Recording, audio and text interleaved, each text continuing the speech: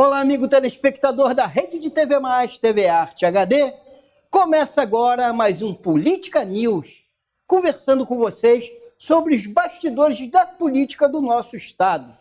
E hoje com um convidado muito especial, quero apresentar para vocês aqui o Márcio Luiz da Silva Inocêncio, coronel, bombeiro, Corporação Militar dos Bombeiros do Estado do Rio de Janeiro, no qual a gente tem a honra de recebê-lo hoje aqui em nossos estúdios, aproveitando a oportunidade para cumprimentá-lo. Coronel, obrigado. Seja bem-vindo ao nosso programa, que tenhamos então aqui um papo esclarecedor sobre a política, de como está sendo impulsionada a política do nosso estado. Nós temos muitas novidades, temos aqui esse coronel que conhece na palma da mão, dentro empiricamente dos problemas que envolvem o nosso estado, e a partir de agora ele vai falar com a gente sobre essas políticas, essas novidades que são oferecidas a você, cidadão fluminense, cidadão carioca, que sem dúvida nenhuma tem essa expectativa daqui para frente de vermos um estado diferente.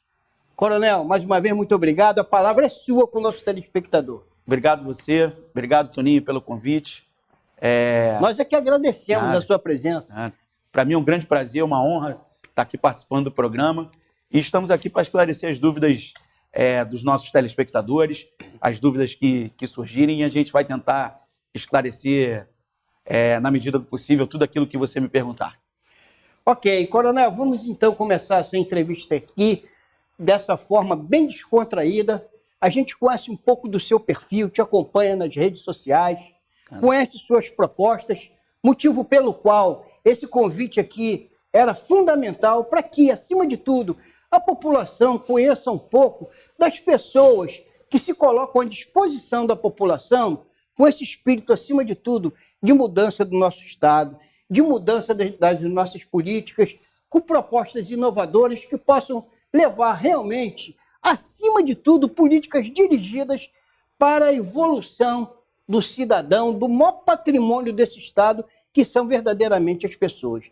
Então, inicio essa entrevista contigo perguntando o seguinte: por que ser uma pessoa dedicada? A gente já sabe que através da corporação do Corpo de Bombeiros, quando vocês entram ali, você já vem imbuído desse espírito de ajuda ao próximo, de estender a mão ao próximo, mas verdadeiramente na política, o que pretende um militar como você se dedicar a fazer um trabalho superior a esse que você já faz, que é estendendo a mão à população fluminense? Primeiro, acho que cabe aqui uma apresentação. Eu sou o Coronel Inocêncio, do Corpo de Bombeiros Militar do Estado do Rio de Janeiro, 25 anos de caserna. Entrei na corporação, Toninho, em 1998, através de concurso público. Eu sou aquele cara chamado concurseiro.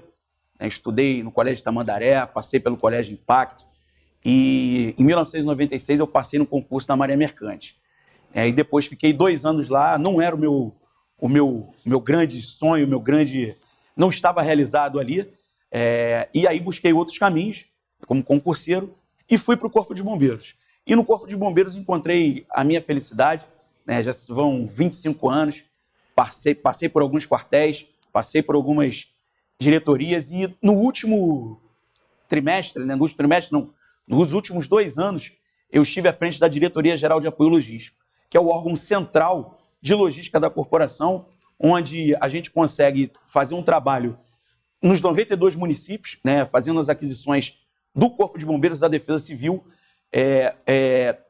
de norte a sul fluminense. Então isso me gabarita, no meu entendimento, a fazer um bom trabalho para a população fluminense e para o estado. Então, respondendo agora a tua pergunta, por que eu acho que eu me lanço na política, eu acho que é isso. A gente, com a experiência que a gente tem ao longo desses 25 anos, já fazendo um trabalho de gestão para uma corporação que atende praticamente os 92 municípios, eu acho que isso me credencia e me gabarita a fazer um trabalho em prol da população fluminense, do estado e da população fluminense. Eu acho que esse é a grande mola impulsionadora para que eu realize um trabalho para o estado. Coronel, a gente conhece a realidade do nosso estado. Você, como um participante ativo da política, conhece também a situação econômica pela qual vive o estado do Rio de Janeiro. É um quadro, infelizmente, que vem se arrastando ao longo dos anos. E nas suas redes sociais nós vimos que você tem um olhar muito dirigido para essa coisa da economia do nosso estado. A gente acabou de sair agora de uma recuperação fiscal recém-renovada e a gente sente ali que, através das suas observações, você tem essa preocupação da situação econômica momentânea com que vive o Estado. Eu gostaria de te perguntar, saindo do fundo do coração, com que olhar você vê futuramente a economia desse Estado tão sofredor que vem passando ao longo da história o Estado do Rio de Janeiro? Toninho, eu acho que a gente tem um mundo antes e depois da pandemia, né? E eu tenho isso muito claro como foi na corporação, né? Durante a pandemia, escassez de recursos, alta de preços, e eu, particularmente, eu participei efetivamente das aquisições da área de saúde durante o período da pandemia e vi o quanto foi difícil a gente poder crescer naquele momento econômico, né? Hoje a gente está numa realidade diferente no nosso estado. Graças a Deus, os royalties deram uma impulsionada, né? O nosso governador, o governador Cláudio Castro, é um homem de uma visão política muito grande e sabe que o estado tem uma capacidade muito grande de crescer. E isso ele aposta no crescimento do nosso estado, vem fazendo investimentos importantíssimos, principalmente onde eu entendo ser a mola mestra impulsionadora da economia do estado, que é o turismo. Nós somos um estado com uma vocação turística grande, absurda, por ser, todo mundo sabe, né, uma beleza natural que todo mundo, quem está de fora quer estar aqui, e quando a gente está fora, a gente quer voltar para o nosso estado. Então, você vê esse canal do turismo como uma potencialidade de desenvolvimento do nosso estado? Vejo, porque realmente. Muitos políticos veem assim, mas na prática não acontece. É uma coisa que tem projetos feitos no papel, mas não vão para a realidade da economia. Por exemplo, você vai a qualquer lugar do mundo, você entra num parque, você tem que pagar. Você vai a um museu, você tem que pagar. Aqui a gente explora muito pouco essa questão econômica dos locais que são para ser visitados, né, que são cartões postais, que o mundo chega e tira foto, e a gente ali não cobra, não faz não estou falando de cobrança excessiva, mas uma cobrança para que a gente mantenha, pelo menos, aquele patrimônio numa condição de acessibilidade, que tenha uma condição de manutenção boa. Eu vejo um pouco a exploração nisso. Eu acho que a gente tem o potencial gigantesco no turismo para a gente captar recursos para o nosso estado. Infelizmente, a gente vem priorizando sempre a indústria química, a indústria de petróleo, e a gente esquece um pouco esse lado que, sem dúvida nenhuma, o mundo tem mostrado para a gente a potencialidade do que é o turismo. Exato. Temos aí como testemunha a Espanha, a própria França, a Itália, países da Europa do modo geral. Infelizmente, nós estamos atrás. Inocêncio, em relação à educação, a gente vê que você é uma pessoa que é bem familiarizada nesse segmento da educação e tem esse olhar também voltado com preocupação na formação intelectual do jovem fluminense. O que você acha que o Estado poderia estar remanejando em termos de propostas para melhorar a situação de educação do nosso Estado? Toninho, educação é o caminho, né? É o futuro, não tem... É tudo, né? Não tem outra saída, né? Eu particularmente, eu tenho uma história né, vamos dizer assim, eu fui movido por uma vergonha, né? Eu, quando era 14, 15 anos, comecei a fazer o colégio Curso da Mandaré e eu lembro que sentado, eu botei isso até num depoimento nas minhas redes sociais, que foi uma mola de impulsionamento, né? Mas nem todo mundo consegue ter essa mola de impulsionamento, por isso eu fiz aquele depoimento. Eu acho importante a gente divulgar isso. Eu cheguei para sentar numa sala de aula, nasci num conjunto habitacional, fui criado num conjunto habitacional, Cardeal Câmara, lá em Irajá, e eu gosto muito de samba, então eu só queria viver naquilo ali, queria samba e tal. Meu pai, policial militar, Com muito sacrifício, né, conseguia pagar uma escola particular. Muito sacrifício mesmo. Eu praticamente não via meu pai. Meu pai, ele saía para trabalhar às 6 da manhã e voltava à meia-noite. Eu estava dormindo e quando ele saía, eu continuava dormindo. E com muito sacrifício, ele e minha mãe conseguiram pagar uma escola particular e eu fui para o Tamandaré. Chegando no Tamandaré, quando eu sentei no primeiro dia de aula, que eu olhei para o quadro negro, tinha uma multiplicação fracionada, eu olhei para aquilo e falei, meu Deus do céu, o que eles estão colocando ali? E fiz uma pergunta para um colega do lado, falei, meu amigo, como é que faz aquela multiplicação? Ele olhou para mim e falou assim, tu não sabe fazer aquilo não? Eu falei, não. Aí ele levantou o dedo e falou, professor, o colega aqui não sabe fazer aquela multiplicação. Foi uma risada, Tuninho, uma risada, e aquilo me constrangeu de uma forma. Pela primeira vez eu escutei o que era bullying. A gente não tinha essa nomenclatura. Essa expressão não existia, né? Então, eu senti na pele o que foi o bullying, eu olhei e aquilo me motivou. Eu cheguei em casa e falei para minha mãe, mãe, e aí um outro colega que morava na Vila Cruzeiro, era bolsista, morava na Vila Cruzeiro, ele foi ao meu lado e falou assim, meu amigo, você precisa de base, você não tem base. Então você precisa voltar a pegar os livros lá da primeira série para chegar até aqui de novo na 8ª série. E foi que eu pedi minha mãe e ela comprou os livros no sebo, e hoje acho que nem existe mais sebo, pelo menos os do centro da cidade que existiam, eu não vejo mais. O coronel, na verdade, está falando de expressões e de coisas que não são do meu tempo. Não me peça testemunho disso, não, que eu sou moderno, é bullying. Eu sei, você é um garoto. Você é um garoto. E aí eu fui... Descontra aí, gente, vamos lá. E aí a minha mãe comprou esse livro todo e eu comecei a aprender. Eu digo que você tem que aprender a aprender, né? E ali eu fiz. Então, eu fiz esse pequeno parênteses, né? Para dizer o quanto a educação de base ela é importante. A minha esposa ela é professora do município e o que ela me fala é exatamente isso. As crianças não têm base. Então, se a gente não tiver uma educação forte na base, principalmente na base, a gente vai ter um adolescente e um adulto desqualificado. A grande verdade é essa. Despreparado, totalmente despreparado. E a gente vê isso na prática. A gente vê isso na prática. Às vezes a gente está... Às vezes não, certeza absoluta. As pessoas acessam uma universidade sem ter a mínima capacidade. E não é culpa dela. Isso é culpa do Estado e do município, que não dá uma educação de base de qualidade. E que vem junto com outro bordão, que é moderno também, tá? Não é do seu tempo, não. É coisa mais moderna, que é o analfabeto funcional. Exato. Chega lá sem saber nada. Coronel, nós vamos fazer um breve intervalo. Vou fazer aqui, parafraseando você mesmo, dizendo o seguinte. Gente, segura aí, vem um breve intervalo, mas a gente já volta com coisas boas que estão por vir. É jargão do coronel. Segura aí que a gente está voltando.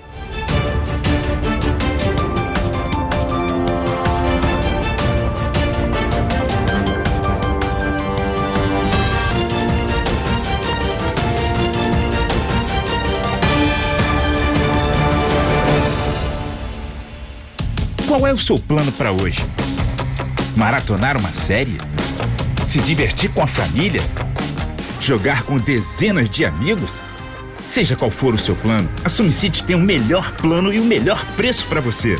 Internet 100% fibra ótica de 150 MB até giga conexão a partir de R$ 89,99.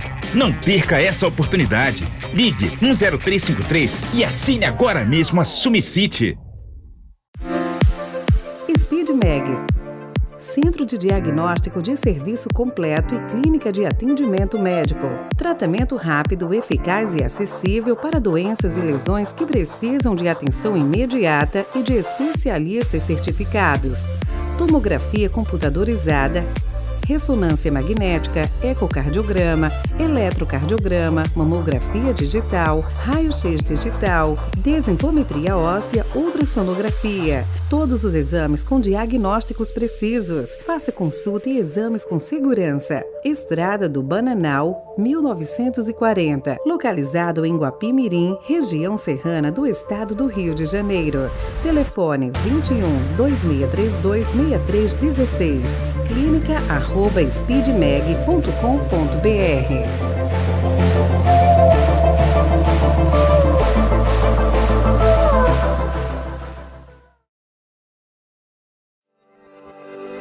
Em agosto, tem novidades na programação da sua Rede TV+, e da TV Arte HD. Além do jornalismo e do esporte da sua cidade, tem muito mais entretenimento no ar. Séries clássicas, alguns dos maiores sucessos de todos os tempos na televisão mundial.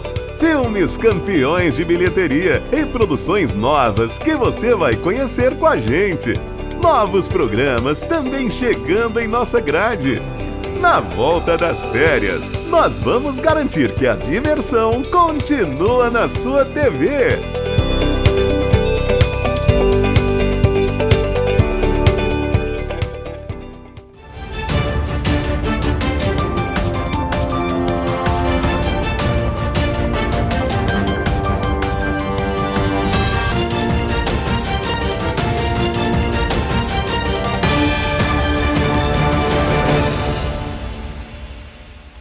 E nós voltamos, então, depois desses intervalos, com o programa Política News, falando dos bastidores das notícias e da política do Estado fluminense. Aqui do nosso lado, o Coronel Inocêncio, que nos dá o prazer de estar aqui nos estúdios da Rede TV+, nesse momento, falando sobre a política do Estado do Rio de Janeiro.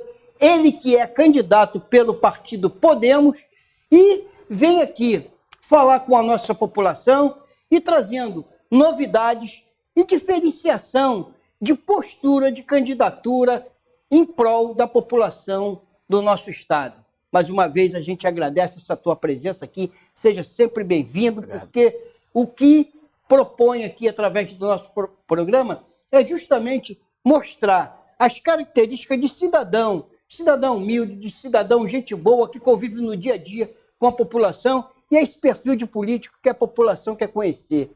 Mas, quando você vai lá na rede social, vê sua foto, não consegue penetrar em todo o conteúdo bacana de propostas que você traz para o nosso Estado. Então, é esse o objetivo democrático e republicano do nosso programa. Trazer aqui as pessoas para que vocês conheçam, para que vocês ouçam as propostas que eles tenham, para que possamos, então, avançar com a política no nosso Estado. Coronel, palavra sua mais uma vez, sempre. Obrigado, Soninho, né? Mas, mais uma vez, como você bem falou, eu acho que o momento é de apresentação, né? Então, quando eu me lancei pré-candidato, né, e agora candidato, uma vez que está homologado a nossa candidatura a deputado estadual, a gente vem para realmente, como você falou, fazer um trabalho sério, né, leve no sentido que eu digo da pessoa que está trazendo isso. Eu nunca fui do meio político, sou um coronel de carreira, 25 anos dentro da minha corporação, e quando eu me lanço candidato, eu venho primeiro para representar uma classe, que é o Corpo de Bombeiros Militar do Estado do Rio de Janeiro, a Secretaria de Estado de Defesa Civil, né, mas não só o Corpo de Bombeiros, né, o Corpo de Bombeiros precisa realmente de um representante, porque somos uma corporação com quase 15 mil, 13 mil e poucos homens, quase 14 mil homens ativos, agora com a inclusão dos militares temporários, e com mais quase 40 mil inativos. Então, é uma parcela da população que precisa de uma representatividade. Sem dúvida nenhuma. Nós tivemos alguns candidatos no passado, né, e estamos há alguns anos sem um representante. Isso eu ia perguntar, vocês não têm uma voz hoje no Parlamento Estadual? Não temos uma voz no Parlamento Estadual nem no Federal. O Corpo de Bombeiros tem alguns anos sem essa representatividade e a gente entendendo ser um momento bom para que a gente realmente tenha um representante na LERJ, eu me lancei candidato, né? Então, eu quero dar voz a essas pessoas que precisam ser ouvidas, né? Mas não só o Corpo de Bombeiros, principalmente a Defesa Civil. Eu acho que a gente pode fazer um trabalho muito grande com a população, integrando população, Corpo de Bombeiros e Defesa Civil. Antes de você falar em alguns projetos que a gente já sabe que você tem nesse segmento, gostaria de falar um pouquinho da sua vida particular. Você é jovem, entra para o Corpo de Bombeiros, fez esse concurso, passou com seus próprios méritos. É claro que o bullying, você hoje entende que ele te ajudou, ao invés de te prejudicar. Mas a gente sabe que não é uma realidade. Não é uma realidade, sem dúvida nenhuma. Todavia, você teve uma carreira dentro do Corpo de Bombeiros e você conta algumas passagens dessa. Eu tive o prazer de testemunhar através de um vídeo seu, que foi um dos primeiros resgates que você fez, no qual você relata que encontrou o pai com uma criança morta no colo. Fala um pouquinho dessa passagem para a gente gente sentir que atrás de um militar, atrás de um homem do Corpo do Bombeiro, de um coronel bombeiro, tem esse sentimento. A coisa não é mecânica, ela não é só profissional, não. Ela passa por outros estágios também. Esse estágio você vai ver agora. Essa é uma passagem bem... Eu era aspirante e segundo-tenente. Eu fui trabalhar num dos quartéis que tem a maior quantidade de socorros, né, diariamente, que é o quartel de Campinho. O quartel de Campinho ele é conhecido por ser um quartel que corre demais, no jargão de bombeiro militar, né? Que a ambulância praticamente não para na unidade e o socorro, que são os carros de incêndio, também não param. Então, eu era segundo-tenente, salvo engano. Eu fui para esse socorro. Quando eu cheguei nesse socorro, era uma colisão na Praça Seca. Então, era um cenário meio que catastrófico, porque eram 2 carros, um dividido ao meio, e eram pessoas espalhadas pelo chão para todo lado. Na primeira que eu fui, que era uma criança, já era óbito, aquilo me impactou bastante, porque quando a gente vê criança, é muito difícil. É muito difícil. É muito difícil. E uma outra pessoa que eu vi chorando era um pai. E quando eu cheguei nesse pai, ele estava com a criança no colo, e quando nós olhamos, era perceptível que já era óbito. E era um médico, alguns socorristas, e uma quantidade gigantesca de pessoas no chão. E aquilo ali me marcou bastante. Aquilo me marcou de uma forma que você tem que olhar para a pessoa, dar força àquela pessoa e, ao mesmo tempo, não se deixar, vamos dizer assim, fraquejar, né? Naquele momento que a pessoa te olha, ela fala, ali está o meu herói. E a gente mais ou menos se sente assim. Você tem que se sentir assim, porque senão você não consegue encontrar força. Você vai para qualquer tragédia, como as inúmeras que a gente já teve no Estado, você mais ou menos que se coloca numa condição de super-herói. Você está vendo a tragédia, você está te machucando, está te doendo, mas você precisa estar bem e parecer bem para você mostrar força para aquela pessoa. É muito difícil. Um outro testemunho seu que eu achei muito bacana também, que você fala assim com um certo sentimento, de certa forma até emocionado, que você veio a conhecer irmãos depois de 21 anos. Explica isso aí pra gente, como é que foi isso? Essa história... Meu pai, né, meu pai foi policial militar, praça da Polícia Militar, e meu pai era meio que levado, sabe, Turinho? Sei como é que é. Meio levado. E aí, ele como um veterano, né, que eu faço aqui um parênteses, se você me permite, porque a gente tem a mania de chamar o inativo, para quem vai para a reserva, de inativo. E ao longo dos meus discursos, eu pedi ao secretário de Defesa Civil para fazer essa mudança, e eu acho que ele vai me atender, né, e tem que ser uma mudança cultural, né, e tem que passar por nós que estamos na ativa. Então, quando eu falei meu pai, né, da reserva e tal, eu quero mudar esse termo e eu quero que os inativos sejam reconhecidos agora como veteranos. Porque a inatividade me parece um tom um pouco pejorativo para quem dedicou uma vida inteira a uma corporação, seja ela a Polícia Militar do Estado do Rio de Janeiro ou seja ela o Corpo de Bombeiros. Enquanto a outra é uma valorização do ser humano. Quando a gente fala veterano, quando alguém que se dedicou a vida inteira à corporação, ela entra, a gente tem que tratá-lo como veterano. Isso, eu já faço isso em memória do meu pai.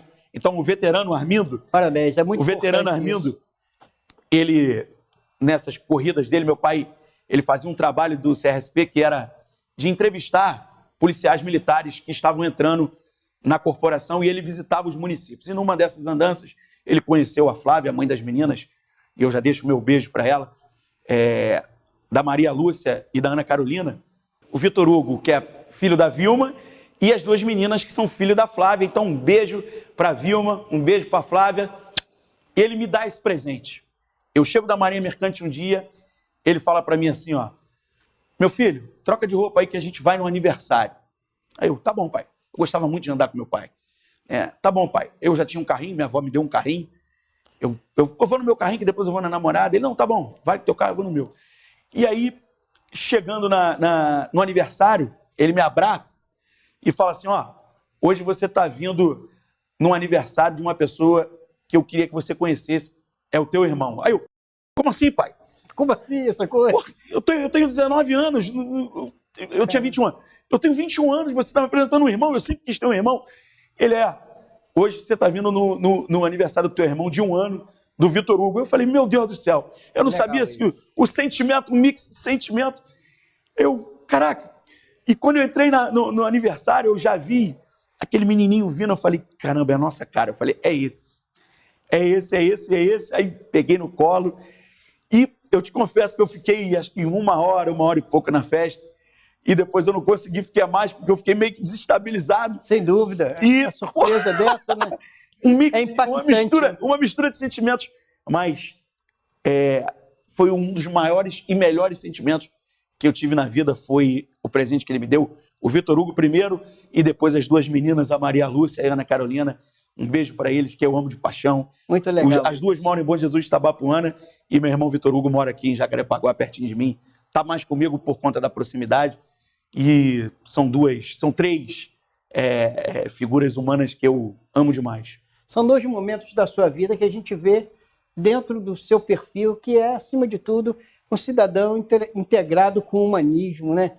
Que é feito de sentimentos também. Mas a gente volta para a política, Coronel. A gente vai falar agora de uma situação que é um outro ponto de vista que você defende também, que é essa situação de cotas raciais.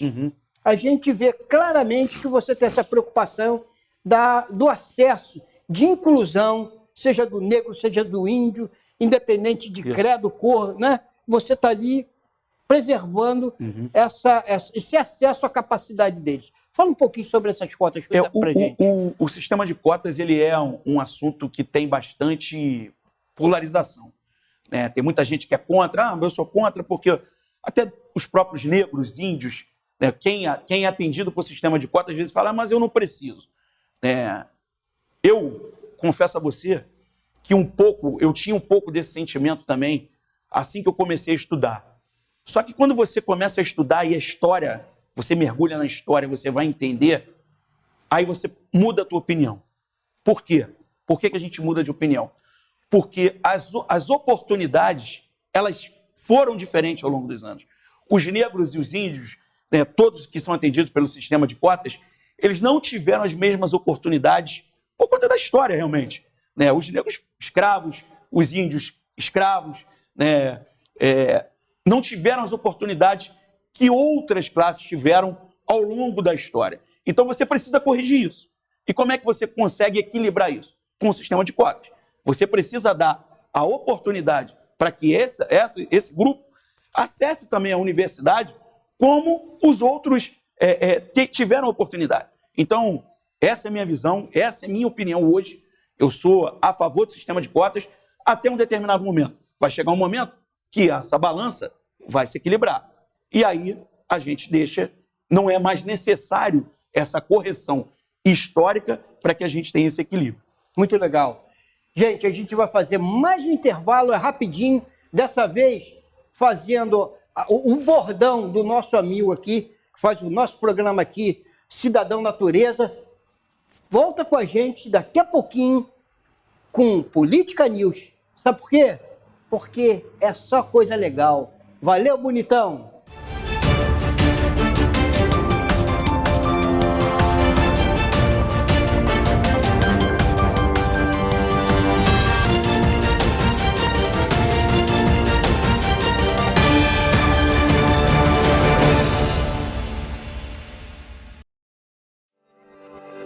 Em agosto tem novidades na programação da sua Rede TV+, e da TV Arte HD. Além do jornalismo e do esporte da sua cidade, tem muito mais entretenimento no ar. Séries clássicas, alguns dos maiores sucessos de todos os tempos na televisão mundial.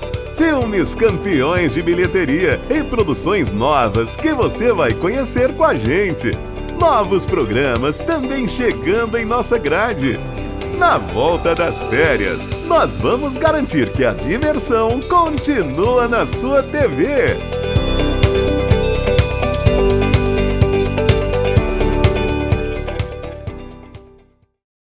Qual é o seu plano para hoje? Maratonar uma série? Se divertir com a família? Jogar com dezenas de amigos? Seja qual for o seu plano, a SumiCity tem o melhor plano e o melhor preço para você. Internet 100% fibra ótica de 150 MB até giga conexão a partir de R$ 89,99. Não perca essa oportunidade. Ligue 10353 e assine agora mesmo a SumiCity. SpeedMag, Centro de Diagnóstico de Serviço Completo e Clínica de Atendimento Médico. Tratamento rápido, eficaz e acessível para doenças e lesões que precisam de atenção imediata e de especialistas certificados. Tomografia computadorizada, ressonância magnética, ecocardiograma, eletrocardiograma, mamografia digital, raio-x digital, densitometria óssea, ultrassonografia. Todos os exames com diagnósticos precisos. Faça consulta e exames com segurança. Estrada do Bananal, 1940. Localizado em Guapimirim, região serrana do estado do Rio de Janeiro. Telefone 21-2632-6316. clínica@speedmag.com.br.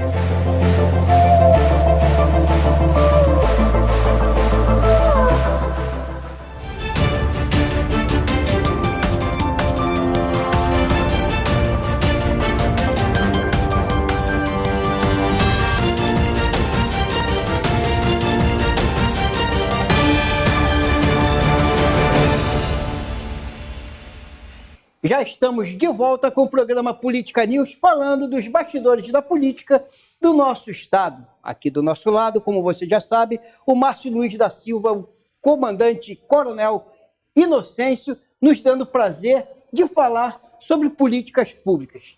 E a gente retoma esse terceiro e último bloco, comandante coronel, falando sobre acessibilidade. A gente sabe que o bombeiro dá muito valor a essa coisa do bem-estar do cidadão, principalmente nas vias públicas do Estado, e a acessibilidade hoje é um tema recorrente na hora dessas propostas públicas de melhoria de vida do cidadão. Gostaria de falar qual o seu ponto de vista a respeito desse tema. Toninho, tema que é muito pouco explorado pelo Estado e pelos municípios. A gente, às vezes, eu tive um tio falecido, Carlos César, que era cadeirante, né? E a gente, quando você tem um cadeirante, você sabe o quanto é necessário, né, políticas de acessibilidade para aquela pessoa que é portador de necessidade, né, PCD, que a gente chama hoje, Sim. Os PCDs, o quanto é importante. Mas só que você só começa a pensar nisso quando você sente na pele.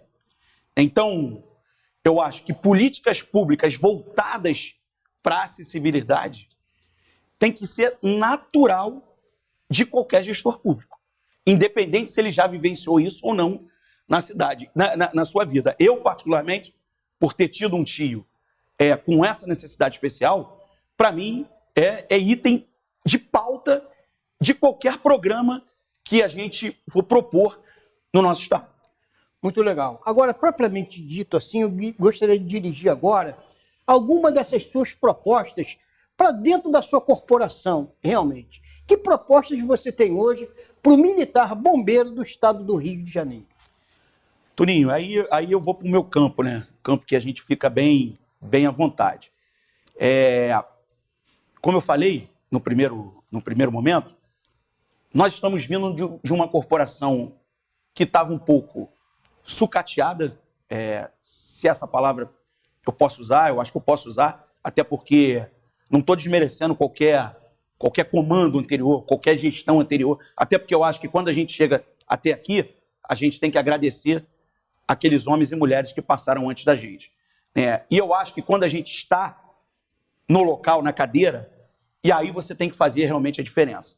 Então, quando eu escuto alguém falando assim, isso é um erro que não é da nossa gestão, foi da gestão anterior. Esse discurso, para mim, ele não tem validade. Para mim, o que aparece para mim nesse momento, eu tenho que resolver nesse momento. Se hoje eu estou no comando, estamos no comando, se hoje eu estou numa cadeira, né, hoje eu estou de licença por conta do pleito, mas estava numa cadeira de gestor logístico até bem pouco tempo, a partir daquele momento que eu sento naquela cadeira, eu tenho que resolver os problemas da corporação. Seja eles que foram criados, que foram acontecidos a partir daquele momento ou antes. Sem dúvida nenhuma. Indiferente para mim. Então, somos uma classe que precisa ser representada, como eu falei. Né? Por exemplo, vou te dar um exemplo. Nós temos quase 400 homens e mulheres, entre assistentes sociais e enfermeiros, que estão há 14 anos sem promoção. Eles entraram em 2008 e alguns da turma são tenentes-coronéis e outros são tenentes. É uma diferença muito grande. São 14 anos sem promoção. Então foi pensado naquele momento lá atrás em concurso público, mas não nos preparamos, e eu me incluo nessa, porque eu sou Corpo de Bombeiros, não nos preparamos para o fluxo de carreira. Mas não por isso, a partir desse momento, eu tenho que resolver isso.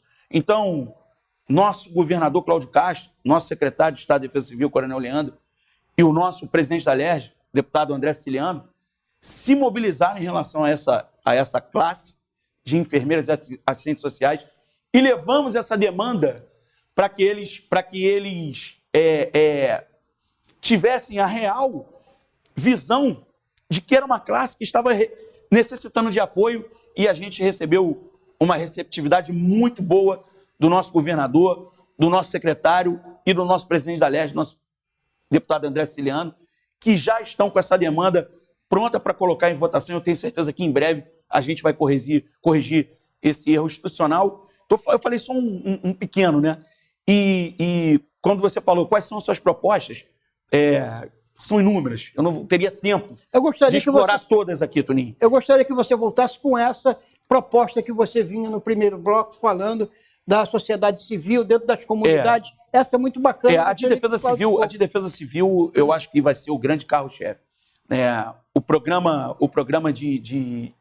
O Fundo Nacional de Desastres, o Fundo Estadual de Desastres, Fundo Estadual de Defesa Civil, a gente já teve algum momento lá atrás e estamos propondo essa volta do agente comunitário de defesa civil, que é você usar na própria comunidade a pessoa que necessita de emprego, que necessita de uma oportunidade, pegar aquela pessoa que é da comunidade para trabalhar como agente de defesa civil.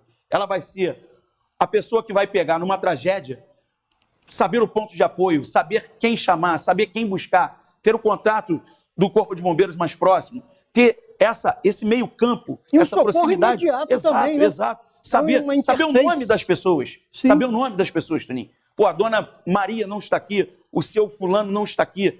Cadê eles? Eu tenho contato, está aqui, está próximo. Vem para o ponto de apoio. No caso, por exemplo, de Petrópolis, isso seria um grande divisor de águas. Talvez a gente pouparíamos vidas ali se a gente tivesse com esse trabalho, com esse projeto bem encaminhado e bem estruturado. Eu gostaria, já que você me deu esse gancho aí de falar de Petrópolis, daquela tragédia inominável, e sabemos que naquele momento você estava presente em algumas das ações, até porque era diretor de apoio logístico. Apoio logístico, não é isso? E esteve ali. Gostaria que você falasse um pouco dessa ação do Corpo de Bombeiros naquele momento ali, muito triste daquela população serrana. Toninho, ali realmente foi uma grande escola. O secretário diz muito isso. E por mais que tenha sido uma tragédia, a gente tem que tirar proveito de tragédias, trazer esses ensinamentos que na prática nós tivemos ali. Eu cheguei na cidade de Petrópolis por volta de 3h30 da manhã, 4 horas da manhã, e era realmente um cenário de guerra. O que me assustou mais, e eu falo isso todo lugar que eu vou, foi o silêncio que estava na cidade. Era um silêncio ensurdecedor, se a gente pode dizer assim, porque era uma quantidade imensa de corpos espalhadas e era um silêncio que as pessoas estavam atônitas. Você não via ninguém e aquele silêncio que você falava, meu Deus, eu estou numa cidade fantasma. E conforme as horas foram passando, o dia foi amanhecendo, a gente não conseguiu nem sair do quartel. Quando a água começou a baixar, a gente conseguiu sair do quartel e entender o tamanho daquela tragédia. Então, nosso secretário chegou praticamente junto com o governador do estado, já subindo a serra, já era uma fila de caminhões subindo. A mobilidade do estado, o poder de resposta do estado foi impressionante. O Corpo de Bombeiros do estado do Rio de Janeiro hoje, ele está preparado para essas tragédias? Eu acho que nenhum lugar do mundo está preparado.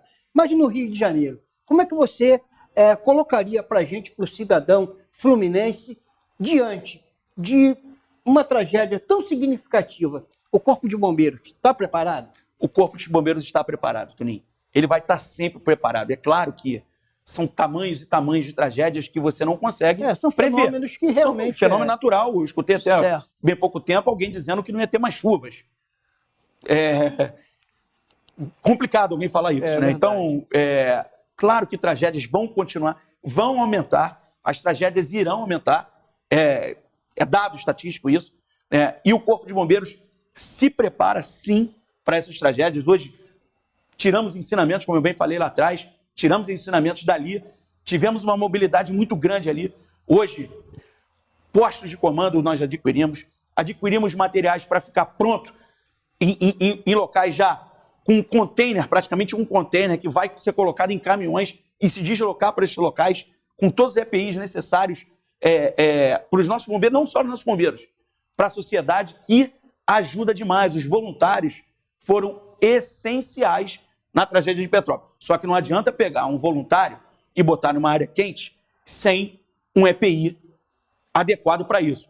Um outro ponto importantíssimo que nós, fazendo um sobrevoo com o nosso secretário na área quente, e aí outro ponto que a gente extrai de um momento desse de tragédia, fazendo um sobrevoo com o secretário, foi noticiado pelos meios de comunicação que o Corpo de Bombeiros só tinha 50 militares na área quente. E quando eu fiz o sobrevoo com o secretário, eu olhei, o secretário me olhou, eu olhei para ele, era realmente o que parecia ser. Por quê? Lá de cima, a gente só conseguia enxergar o laranja, que é a roupa do grupamento de busca e salvamento, que é um grupo especializado do Corpo de Bombeiros, que faz salvamento de pessoas, que é o GBS, e a gente só conseguia ver aquela cor laranja, porque na lama você não conseguia ver o CAC, que é a nossa farda de guerra, a nossa farda de combate. Acabava ficando camuflado ali. Você fica camuflado, você não consegue ver. Então, quando a matéria vinculava que o Corpo de Bombeiros não tinha 400 homens, poderia ser verdade quando você vê de cima. Então, ao descer do helicóptero, o secretário olha para mim e fala assim, Inocêncio, você vai mudar o uniforme do Corpo de Bombeiros.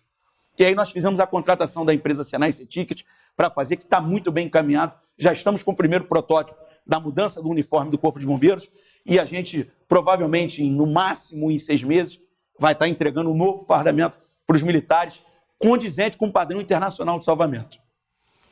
Gente, a gente está conversando aqui com o Coronel Inocêncio, coronel que é um pai de família, é amigo, 46 anos de idade, dedicado aqui não parece não, tá, ao Corpo de Bombeiros. Não parece não, tá? Já está parecendo, deflagrando ali umas... Cabecinha branca. Cabecinha branca ali, mas tudo bem. Vocês viram ali que ele é novinho, não é isso? Mas, acima de tudo, gente boa, gente que fala a nossa língua, gente que vive o nosso dia, as nossas dificuldades e não para, caminha em frente com um desejo de realizações, de uma política diferente, de uma política nova. É candidato pelo partido Podemos, número 19, não é isso, coronel? 19. E a gente tem esse pouco tempo aqui de televisão, agradecendo a sua presença e desejando, acima de tudo, sucesso na sua empreitada como candidato, que você possa chegar até um mandato, porque são de pessoas como você que o nosso Estado precisa. A gente precisa, aqui no nosso Estado, de pessoas que tenham um linguajar sofisticado, mais esmerado que os outros. Não, a gente quer pessoas, seres humanos, que possam estender a mão como já é prática do Corpo de Bombeiro, é um exercício democrático que vocês fazem no dia a dia e é disso que o Estado precisa. Eu deixo as considerações finais com você e verdadeiramente de coração desejando que você chegue almejando aquele cargo lá e tendo o mandato na mão com muito sucesso. Obrigado pelas palavras, Toninho. Obrigado, Rede TV. Obrigado, telespectadores. Prazer estar aqui. Se me convidar de novo, eu volto. Voltarei aqui para qualquer tipo de esclarecimento. Foi um grande prazer, Toninho. Eu sempre digo o seguinte, como você falou, não adianta você criar um personagem para um momento político. Você tem que ser quem é a sua vida inteira. E se eu tenho uma marca na minha vida, e se eu tenho orgulho, é de ser quem eu sou a minha vida inteira. Jamais mudei, independente de onde eu estivesse, de qualquer lugar que eu estivesse. Quem me conhece sabe como eu sou e do jeito que eu sou. Então, meu desejo é fazer um trabalho grande, forte, profissional, não só para o Corpo de Bombeiros, tá? Mas para todo o Estado. Então, meu recado, como último recado eu deixo, chama o bombeiro. Muito legal. Então tá aí, gente, o bombeiro à disposição, é só chamá-lo. Chama a gente. A gente já agradece antecipadamente aqui ao telespectador da Rede de TV+, TV Arte HD, que nos acompanham pelo canal 57 da Sumicity, das nossas redes sociais, agradecendo também a nossa equipe técnica que nos proporciona esses momentos de conhecimento e interação entre telespectador e aqui a nossa emissora. É isso, gente. Política News, aquela que fala da política da sua E cidade. siga a gente lá nas redes sociais, hein, Toninho? Deixa aí, pode deixar Arroba aí. Inocêncio Bombeiro. Então, Arroba tá Inocêncio aí. Bombeiro. É Segue o- a gente para entender tudo que a gente está fazendo. Chama o bombeiro. Chama o bombeiro. Muito obrigado e até breve com uma outra perspectiva de Política News.